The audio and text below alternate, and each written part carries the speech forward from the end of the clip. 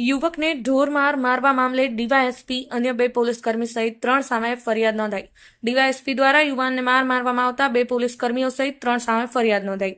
ડીવાયએસપીએ મારી જાનથી મારી નાખવાની ધમકીના આક્ષેપ સાથે ડીવાયએસપી વી જાડેજા સહિત અન્ય 2 પોલીસકર્મીઓ સામે ગુનો નોંધાયો। સુરેન્દ્રનગરના માલધારી સમાજના યુવાનો આગેવાનોને સુરેન્દ્રનગરના ડીવાયએસપી દ્વારા મારવામાં મામલે ડીવાયએસપી તેમજ 2 પોલીસકર્મીઓ સહિત કુલ 3 પોલીસ સામે એ ડિવિઝન પોલીસ સ્ટેશનના ફરિયાદ નોંધવામાં આવી। ડીવાયએસપી કક્ષાના અધિકારી સામે ગુનો નોંધાતા સુરેન્દ્રનગર સહિત જિલ્લાભરના પોલીસ બેડામાં ખળભળાટ મચી જવા પામ્યો।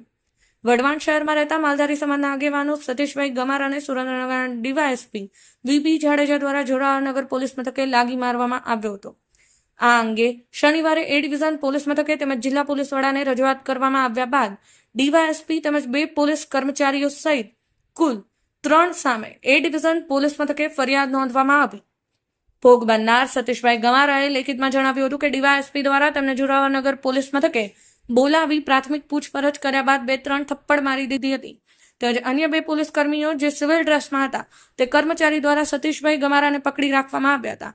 ત્યારબાદ ગાળો આપીને પાછળના ભાગે લાતો મારવામાં આવી હતી। સાથે સાથે ડીવાયએસપીએ કહ્યું હતું કે મારી ફરજના સમય દરમિયાન જો કોઈ જગ્યાએ ધ્યાનમાં આવીશ તો જાનથી મારી નાખીશ તેવી ધમકી આપ્યા અંગેની ફરિયાદ નોંધાવતા સુરેન્દ્રનગર એ ડિવિઝન પોલીસ મથકે ડીવાયએસપી વી જાડેજા સહિત અન્ય 2 પોલીસ કર્મચારી સામે આઈપીસી કલમ 323, 504, 506(2) તથા 114 મુજબનો ગુનો નોંધાવતા સુરેન્દ્રનગર જિલ્લા પોલીસ બેડામાં ખળભળાટ મચી જવા પામ્યો છે।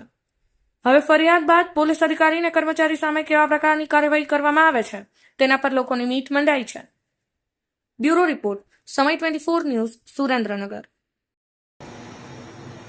દેશના વડાપ્રધાન ભારતીય જનતા પાર્ટીના ઉમેદવારના સમર્થનમાં ચૂંટણી સભા સંબોધન માટે સુરેન્દ્રનગર જિલ્લામાં આવી રહ્યા હતા। એના ભાગરૂપે કોંગ્રેસ પક્ષ અને ઇન્ડિયા ગઠબંધનના સહભાગી આમ આદમી પાર્ટીના અમારા કાર્યકર્તા ભાઈ શ્રી સતીશ ગમારા એને તકેદારીના ભાગરૂપે એવું કહી અને પોલીસ તંત્રએ, વહીવટી તંત્રએ બીમાર હોવા છતાં, એને હેલ્થની તકલીફ હોવા છતાં ઘેરથી ઉઠાવ્યા અને પછી પોલીસ સ્ટેશન લઈ જઈ અને ડીવાયએસપી કક્ષાના અધિકારીએ એની સાથે વધારે પડતી મારકૂટ કરી છે।